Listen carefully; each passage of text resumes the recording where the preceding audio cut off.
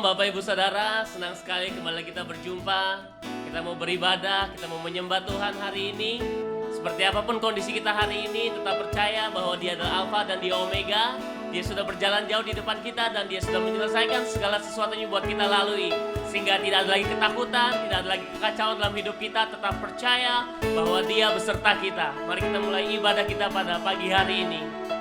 Mari kita berdoa. Tuhan, terima kasih Bapa yang baik buat kasih-Mu, buat kesetiaan-Mu, buat kemurahan-Mu Bapa atas hidup setiap kami Tuhan.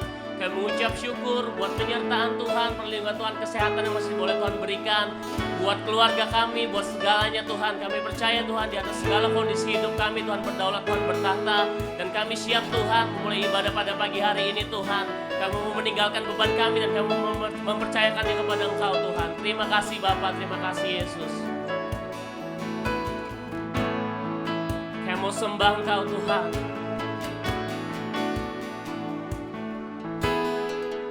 Kemanakah kami mencari kasih sejati? Kemanakah kami berseru saat badai datang menderu? Yang kami tahu hanya Kau yang mampu pulihkan segala sesuatu. Kami perlukan keajaiban-Mu. Kami butuhkan sentuhan tangan-Mu.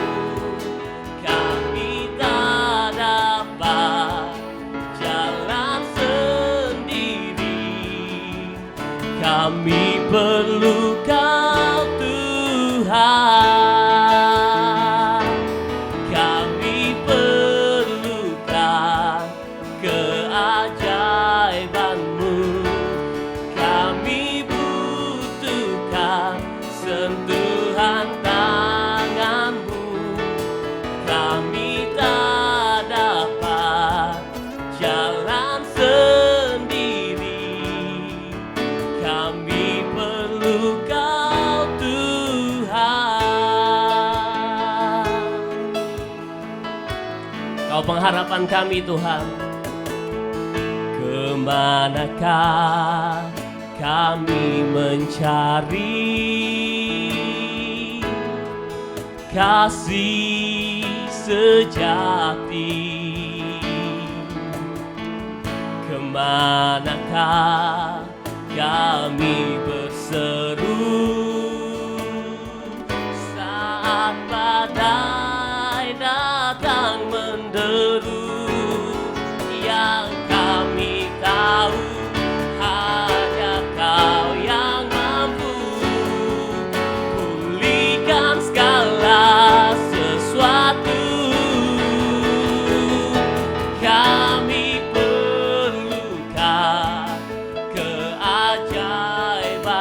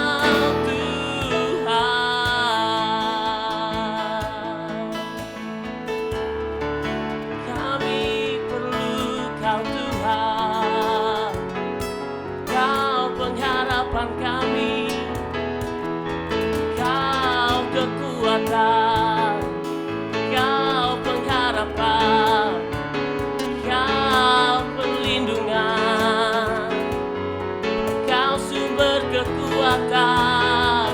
Kepadamu kami berserah, kepadamu kami percaya.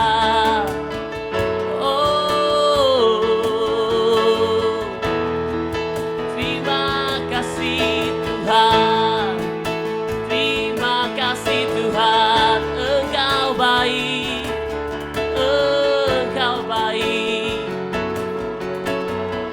Kami bersyukur, namamu besar, namamu berkuasa, melebihi segalanya. Terima kasih Tuhan.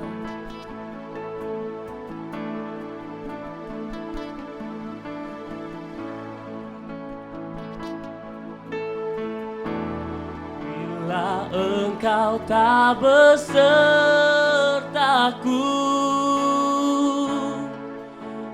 ku tak mau berjalan. Ku perlu Tuhan, pimpin langkahku dengan kasih karunia-Mu. Pimpin langkahku setiap waktu,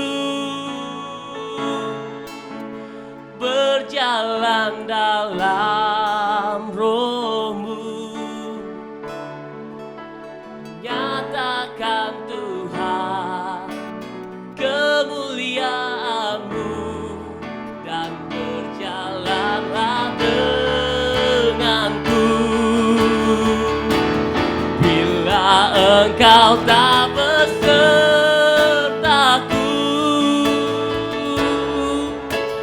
ku tak mau berjalan.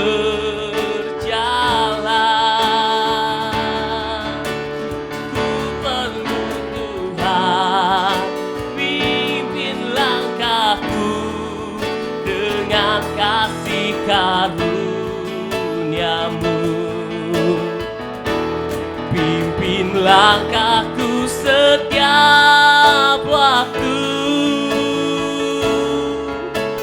berjalan dalam Roh-Mu.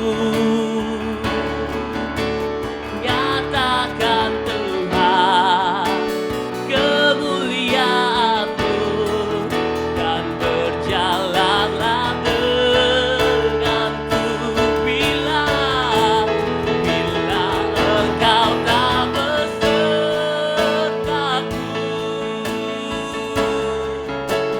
ku tak mau berjalan. Ku perlu Tuhan, pimpin langkahku dengan kasih karunia-Mu. Pimpin langkahku setiap waktu, berjalan dalam Roh-Mu. Nyatakan Tuhan kemuliaan-Mu, dan berjalanlah denganku. Nyatakan Tuhan kemuliaan-Mu, dan berjalanlah denganku. Nyatakan Tuhan kemuliaan-Mu, dan berjalanlah denganku.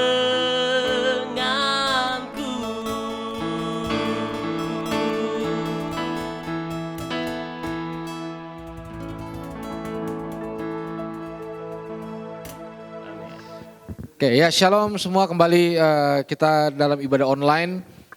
Dan hari ini saya ingin share sesuatu yang sangat saya pelajari, yang saya dapatkan dalam kejadian hari-hari ini.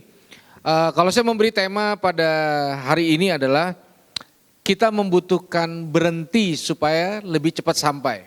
Sekali lagi, ternyata kita membutuhkan berhenti untuk lebih cepat sampai. Satu kali saya mendengar sebuah obrolan dari kawan saya, ya dia mencoba mengadu motor dengan cc besar lawan motor dengan cc kecil. Rutenya Kelapa Gading yang cukup padat. Jarak sudah ditentukan, lalu mereka ngadu cepat sampai mana, ternyata yang lebih cepat sampai itu adalah motor kecil, bukan motor gede. Lalu dalam diskusi kenapa motor kecil yang cc-nya kecil lebih cepat sampai, melewati beberapa tempat yang padat karena lebih lincah ternyata.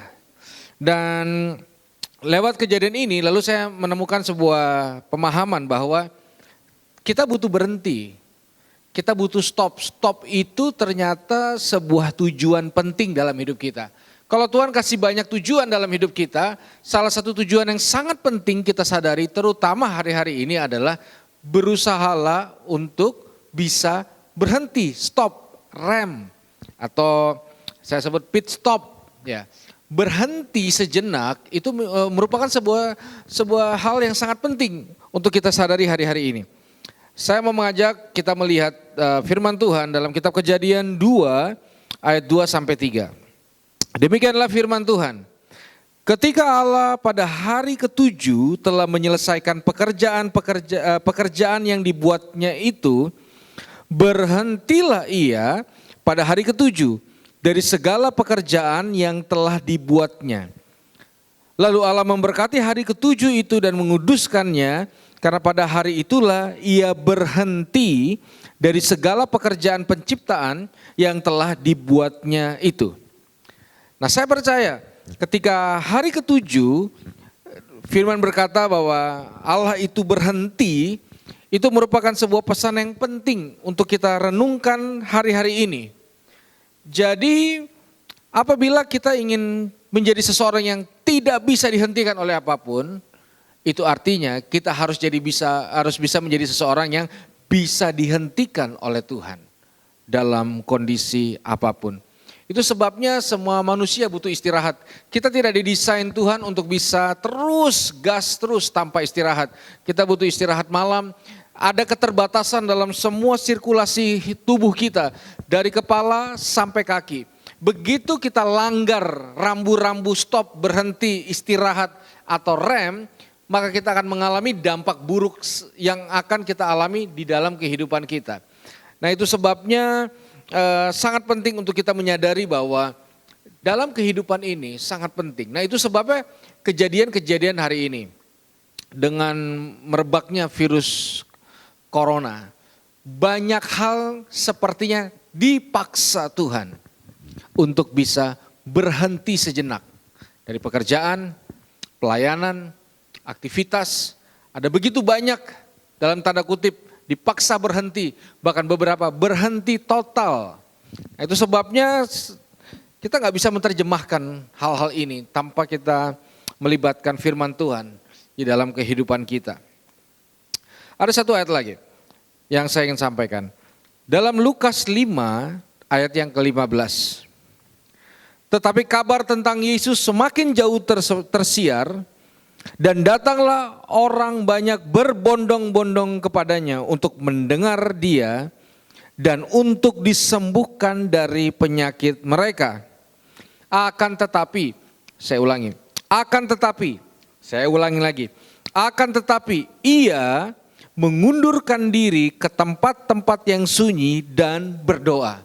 Untuk banyak orang, banyak hamba Tuhan, banyak orang pasti memiliki sebuah kesamaan yang seperti ini. Semakin banyak, orang tuh semakin semangat. Ya, makanya kadang-kadang kita sering mendengar orang berkata bahwa ya saudara, seberapapun kita yang ada, ya. Jadi kadang-kadang dikit itu sepertinya tidak memicu semangat. Bahkan ada beberapa orang berpikir itu dosa. Kalau sesuatu ibadah yang datang sedikit. Nah, Yesus saat itu kabar tentang dia. Jadi kalau dia seorang hamba Tuhan zaman sekarang, kabarnya dia makin populer di mana-mana. Undangan di mana-mana. Mukanya muncul di Instastory, di Instagram, undangan, benar-benar orang berkerumun. Kerumunan selalu mendatangkan semangat buat banyak orang. Dan juga penghasilan tentunya. Tapi ketika Yesus di dalam kerumunan, di dalam kredit yang banyak, di mana orang minta diberkati dan minta disembuhkan. Tapi di saat kerumunan banyak, dia memutuskan sebuah keputusan yang banyak anak Tuhan harus sadari hari-hari ini. Apa itu? Berhenti. Dia berhenti mendoakan orang, dia berhenti menyembuhkan, dia berhenti khotbah, dia berhenti melayani, dia berhenti beraktivitas sejenak. Alkitab mencatat, dia naik di atas gunung, dia berdoa di tempat yang sunyi sendirian. Tempat-tempat yang sunyi sendirian. Berhenti, itu penting. Kita tahu dalam perjalanan Yesus memikul salib ke Bukit Golgota. 3 kali dia berhenti. Ya, itu menunjukkan keterbatasannya dia sebagai manusia. Tapi untuk mencapai sebuah tujuan ilahi, fase berhenti merupakan sebuah fase yang sangat penting. Saya percaya itu juga terjadi dalam kehidupan kita sehari-hari. Di dalam bisnis, usaha, di dalam pelayanan. Bukan dalam artian berhenti dalam pelayanan, tapi ada aktivitas-aktivitas yang harus dihentikan. Waktu tayangan ini disampaikan, kita sama-sama tahu pemerintah DKI mulai meresmikan pembatasan-pembatasan yang ada. Paling tidak tempat-tempat ibadah dilarang melakukan aktivitas ibadah.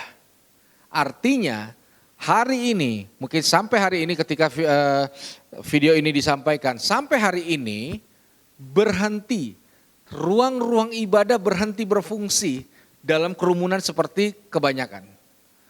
Dan orang-orang dipaksa untuk duduk, merenung, mengucap syukur, dan percaya bahwa tetap ada sesuatu yang baik di dalam kehidupan kita di masa yang akan datang.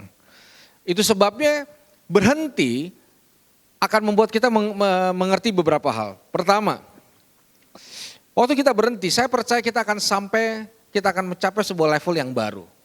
Ibarat kata, kalau kita naik kendaraan, entah itu mobil, entah itu motor, kalau kita jalan dengan satu perjalanan panjang, lalu kita mau lebih panjang lagi, lalu pasti kita akan menemui satu orang, dan orang itu akan berkata, Pak, mulai dari nol.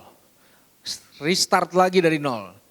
Kalau kita nggak mau bertemu dengan orang yang berkata sama kita mulai dari nol, kita nggak akan bisa melanjutkan perjalanan kita menuju tujuan yang selanjutnya. Itu sebabnya kita tahu, Alkitab berkata kita seperti anak panah di tangan pahlawan. Ya, saya ambil contoh pada saat ini, kita adalah anak panah. Apa yang terjadi pada sebuah anak panah? Apa yang harus anak panah alami sebelum anak panah itu melesat menuju tujuan? Dan banyak orang tidak sadari hal ini. Apa yang harus dialami oleh anak panah? Dia harus dimundurkan sampai titik tertentu. Dihentikan laju ke depan, ditarik ke belakang sampai mendapat kekuatan tertentu. Waktu ditarik ke belakang, waktu dihentikan melajunya sampai titik tertentu, di titik itu dia menemukan kekuatannya. Dan setelah itu anak panah melesat pada tujuan dan sasaran yang memang sudah ditetapkan. Ada banyak hal menjadi lebih besar, menjadi lebih kuat, menjadi lebih dahsyat, menjadi lebih tajam, menjadi lebih berarti, menjadi lebih berdampak, menjadi lebih esensi ketika melewati fase ini. Stop, rem, nunggu, delay. Nah, itu sebabnya sebagai anak-anak Tuhan kita harus tahu yang paling terbaik yang kita bisa temukan. Untuk menemukan yang terbaik, paling terbaik, kadang-kadang Tuhan izinkan kita lewati satu fase yang namanya stop. Itu sebabnya kalau kita hari ini sedang menyaksikan tayangan ini, lalu kita sedang mengalami, masih mengalami, sedang mengalami, atau kita ada di titik paling tinggi batas kesabaran kita di dalam fase stop ini. Saya berdoa kita mendapatkan kekuatan yang baru dari Tuhan. Kita mendapatkan energi yang baru dari Tuhan. Sekali lagi, jangan anggap remeh ketika Tuhan dalam kedaulatannya menghentikan beberapa hal dalam hidup kita. Jangan anggap remeh ketika Tuhan dalam kedaulatannya sepertinya menunda banyak hal yang terjadi dalam kehidupan kita. Saya mengajak kita percaya bahwa di dalam Tuhan tidak ada yang kebetulan, termasuk penundaan. Saya percaya dalam fase suasana virus corona ini banyak orang alami penundaan. Dan penundaan membawa dampak yang gak baik dalam hidup kita. Tapi saya percaya di dalam kacamata Tuhan penundaan itu hal yang sangat penting untuk dialami orang-orang percaya. Saya kasih contoh, kita sama-sama tahu di dalam Alkitab ada beberapa orang yang memang ditulis dikasihi Tuhan. Tuhan mengasihi semua orang, tapi ada beberapa orang yang memang ditulis ini yang dikasihi Tuhan. Siapa mereka? Ada Lazarus, Marta, dan Maria. Saya mau mengajak kita merenungkan sebuah kisah yang ditulis di Alkitab. Saya sangat terinspirasi dengan kisah ini. Kisah Lazarus. Saudara, ketika Lazarus sakit, maka orang-orang di sekitar Lazarus inisiatifnya cuma satu. Cari Yesus. Karena Lazarus dikasihi Yesus. Dan ketika orang-orang berhasil ketemu Yesus, lalu dengan cepat disampaikan. Cepat karena ini kondisi sakit. Mereka menyampaikan pada Yesus, yang kau kasihi sakit. Nah saudara coba lihat, kalau orang yang kita sayang sakit, gak mungkin gak ada reaksi di hati kita. Nah, sebagai orang tua, wajar keluar dari mulut yang berkata seperti ini, aduh kalau anak saya sakit, mendingan orang tuanya yang sakit. Karena kalau yang kita kasihi sakit, tanpa kita sadari, berasa juga di hati kita. Nah mari kita lihat reaksi Yesus terhadap orang yang dia kasihi ketika sakit. Lazarus sakit. Saking sayangnya, saya garis bawah ini. Saking sayangnya Yesus sama Lazarus. Maka Yesus sengaja mendiamkan Lazarus yang sedang sakit. Sengaja mendiamkan. Saudara, Lazarus punya akses langsung, Yesus secara fisik, dia bisa lihat, dia bisa pegang. Tapi akses itu tidak membuat Yesus langsung datang dan menyembuhkan Lazarus. Saking sayangnya, Lazarus bukan hanya dibiarkan sakit, memburuk, dan meninggal.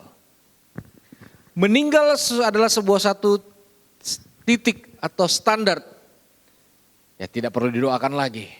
Artinya terlambat. Kalau mau menunggu ada batasnya.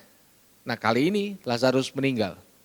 Lalu kita lihat reaksi Yesus ketika orang yang dikasihi sakit lalu meninggal. Apa yang Yesus lakukan? Saking sayangnya sama Lazarus. Dia tidak hanya membiarkan Lazarus sakit. Dia membiarkan meninggal sampai beberapa hari, bahkan Alkitab berkata hampir busuk atau sudah busuk jenazahnya.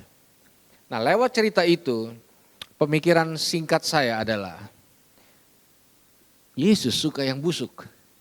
Dia tunggu sesuatu sampai busuk baru dia bereaksi. Itu adalah reaksi yang gak lazim. Reaksi yang gak lazim. Gak ada orang suka sesuatu yang busuk. Lalu satu kali saya pelayanan ke pedalaman Kalimantan. Lalu saya disajikan makanan khas daerah tersebut. Saya lupa namanya tapi itu daging B2 dan B1. Yang saya makan B2. Lalu setelah makan lahap saya ngobrol dengan yang masak langsung. Lalu basa-basi saya berkata, ibu makanan ibu sangat enak dan saya sangat suka makanan khas daerah sini sangat luar biasa. Lalu ibu ini mulai bercerita tentang bagaimana dia membuat makanan itu. Dia bercerita daging itu ternyata sebelum dibumbui sengaja dibusukkan terlebih dahulu. Jadi itu daging setengah busuk. Setelah setengah busuk sudah ada bagian yang busuk baru diolah pakai bumbu tertentu dan rasanya enak sekali. Ya, saya bersyukur, saya bertanya setelah selesai makan, bukan sebelum makan. Selesai makan, baru saya makan. Lalu setelah saya makan hidangan itu, tiba-tiba saya teringat loh, mirip Yesus. Orang-orang di sini juga suka yang busuk. Persis. Lalu saya mendapat sebuah kesimpulan. Saudara, sesuatu yang busuk pastilah nggak ada yang mau, nggak ada yang inginkan. Ini dengar baik-baik. Kenapa kadang-kadang Tuhan izinkan kita berhenti, Tuhan izinkan sesuatu delay, sehingga apa? Kita sendiri. Dengar baik, sesuatu yang busuk pasti nggak ada lagi yang mau. Dan ketika nggak ada lagi yang mau, Yesus mungkin berkata seperti ini hanya punya saya. Ini hanya milik saya, bukan milik semuanya. Saudara dengar, kekuatan orang percaya ketika Tuhan datang dalam hidupnya dan berkata, "Nak, tinggal kita berdua." Tinggal kita berdua. Kadang-kadang situasi apalagi hari-hari ini mendesak kita, semua support sistem luar. Sudah gak bisa lagi tumpang tangan, paling mentok lewat tayangan seperti ini atau pakai Zoom. Semua support sistem luar berhenti. Supaya kita mengalami sebuah pengalaman penting ketika Tuhan hadir dalam hidup kita dan berkata, tidak ada lagi selain kita berdua. Tinggal kita berdua. Itu sebabnya sela atau fase jeda atau berhenti itu menjadi sangat penting untuk kita miliki hari-hari ini. Untuk kita hidupi hari-hari ini. Untuk bisa berhenti kita harus mengerti ada satu hal yang harus kita sadari. Apa itu? Cukup. Kenapa orang sulit berhenti? Karena banyak orang kehilangan rasa cukup di dalam Tuhan. Ketika kita gak punya rasa cukup, maka kita akan terus mengejar, kita akan terus berlari, kita akan terus mendapatkan, sehingga kita tidak bisa berhenti. Ada sebuah pelajaran yang penting, ini sangat penting menurut saya. Ketika Tuhan membentuk manusia, pastilah ada perkataan pertama yang Tuhan ucapkan kepada manusia setelah dibentuk. Atau saya katakan seperti ini firman pertama yang keluar dari mulut Tuhan kepada manusia. Ini ibadah pertama, ini persekutuan doa pertama, inilah pertama. Ketika Tuhan bentuk manusia, lalu firman pertamanya, saya akan bacakan buat saudara sekalian. Di dalam Kejadian pertama ayat 28. Allah memberkati mereka, lalu Allah berfirman kepada mereka, ini firman pertama. Beranak cuculah dan bertambah banyak. Penuhilah bumi dan taklukkanlah itu. Berkuasalah atas ikan-ikan di laut dan burung-burung di udara dan atas segala binatang yang merayap di bumi. Tanpa basa-basi, lalu dia berkata, be fruitful, berbuah, and multiply, bermultiplikasilah. Berbuah dan bermultiplikasilah, itulah perkataan perdana firman Allah kepada manusia. Mencakup seluruh yang ada dalam hati Tuhan, dilepaskan pada manusia saat itu. Jadi sangat penting untuk kita, di segala kondisi Tuhan ingin kita berbuah dan bermultiplikasi. Lalu ada hal yang menarik. Ternyata Tuhan tidak hanya mengarahkan manusia untuk melakukan sesuatu. Dia juga menyampaikan bagaimana caranya. Ayat 29. Berfirmanlah Allah, lihatlah aku memberikan kepadamu segala tumbuh-tumbuhan yang berbiji di seluruh bumi dan segala pohon-pohonan yang buahnya berbiji. Itulah yang akan menjadi makananmu. Firman kedua dikatakan gini, lihatlah. Lihatlah artinya kepolah, pengen tahulah. Terimalah pesan dengan antusias. Apa itu? Perhatikan semua buah-buahan yang berbiji. Buah-buahan yang berbiji. Sederhana sekali. Mari kita belajar hari ini dari buah-buahan yang berbiji. Saya ambil contoh, mangga. Anggaplah di tangan kanan saya ada satu buah mangga. Setiap buah pasti terdiri dari dua bagian. Pertama ada dagingnya yang untuk dimakan. Kedua ada bijinya yang sebenarnya tidak untuk dimakan. Jadi pembelajaran untuk kita bertumbuh dan bermultiplikasi adalah seperti buah ini. ambillah, saya ulangi, ambillah segala sesuatu yang memang untuk kita, habis itu rem, stop. Berikan pada orang lain yang sebenarnya bukan jadi bagian kita. Jangan makan mangga sama biji-bijinya. Pencernaan tidak pernah didesain Tuhan untuk mencerna biji buah. Saya tahu ada kolak biji duren, ya ada. Tapi biji bukan untuk dikonsumsi oleh pencernaan kita. Jadi dalam buah, 2 in 1. Makanlah buahnya, taburlah bijinya. Cukupkan dengan apa yang kita ada. Jangan langgar batas cukup dalam hidup kita. Itu makanya kita butuh rem. Saya percaya, Alkitab berkata, Yesus datang memberikan kehidupan dalam segala kelimpahan. Tapi jangan lupa, di salah satu penggalan dari doa yang Yesus ajarkan adalah, berikanlah pada hari ini makanan kami yang secukupnya. Makanya menimbun makanan berlebihan, terutama di saat-saat seperti ini, tidak alkitabiah. Karena kita harus percaya bahwa untuk konsumsi kita, Alkitab berkata makanan yang secukupnya. Cukup itu adalah sebuah pagar penting yang tidak boleh dilanggar hari-hari ini. Itu sebabnya kita butuh Tuhan untuk itu. Maka saya mau tutup dengan ini. Kalau kita berpikir kita butuh Yesus untuk kaya, itu sangat tidak masuk akal. Kenapa? Sakeus sudah kaya duluan sebelum kenal Yesus. Dia tidak butuh Yesus supaya kaya. Dia butuh Yesus supaya dari tadinya tukang ambil, tukang rampas, tukang rebut. Dia butuh Yesus untuk mengerti rasa cukup. Dia butuh Yesus untuk rem dari kerakusannya. Dia butuh Yesus untuk berhenti dari semua keliaran batinnya. Lalu dia mulai lakukan hal-hal yang Tuhan kehendaki. Dia mulai berbagi, dia mulai mengembalikan hak orang, dia mulai menambahkan bahkan lebih kepada orang-orang yang membutuhkan. Dia memultiplikasikan pemberiannya. Dengar baik, saya sampaikan dari hati saya yang paling dalam. Masa-masa sulit hari ini adalah masa-masa yang paling terbaik untuk memberi. Saya ulangi. Masa-masa yang sangat tidak enak ini adalah masa-masa yang paling terbaik untuk kita memberi. Kenapa? Memberi menolong kita untuk hidup di dalam rasa cukup. Memberi menolong kita untuk tahu mana yang jadi bagian kita, mana yang tetap jadi bagian orang lain. Saya dorong setiap kita, terutama saudara-saudaraku yang mungkin hari ini sedang mengalami kesulitan ekonomi. Saya tidak berbicara seperti pada khususnya memberikan langsung ke rekening gereja, tidak. Saya berbicara sebuah gaya hidup memberi. Bisa memberi semangat atau apapun. Tapi masa hari ini, masa yang gak mudah adalah waktu yang paling tepat untuk memberi.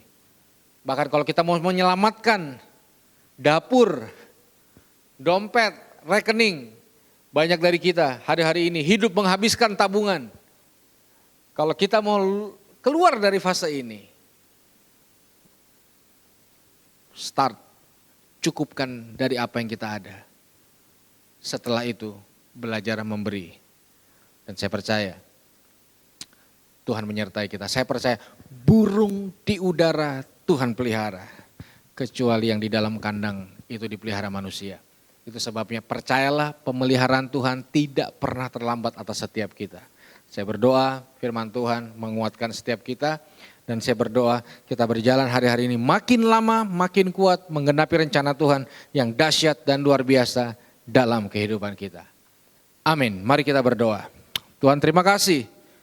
Kami bersyukur itu sebabnya kami buka hati kami. Kami butuh anugerah-Mu. Sehingga kami tahu apa yang kami harus lakukan hari-hari ini.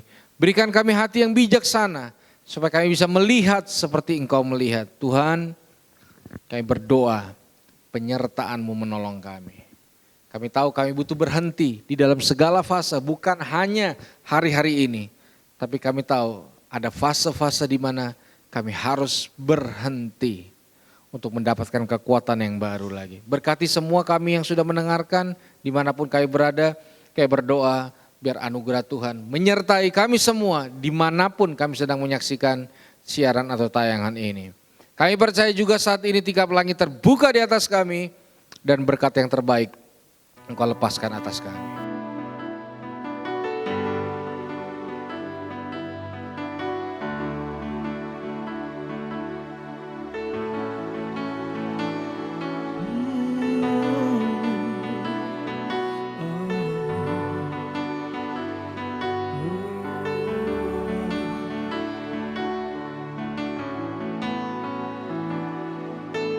Every day I see blind men walking down the street. Don't know what to do. Just looking for the answer. How long they have to wait when there is nobody out there. Now it's the time to wake up. With one voice together we say, I will take up my cross. I will go where you want me to. I will not be afraid, 'cause my trust in you. I will take up my cross. I will go where you want me to, and I will not be afraid, 'cause my trust in you. My trust in you. My trust in you.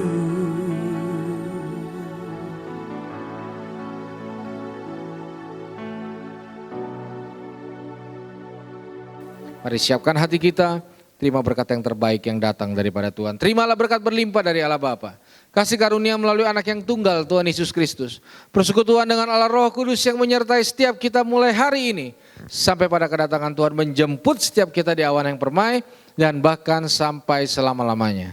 Dalam nama Yesus, haleluya, amin. Tuhan berkati kita semua, amin.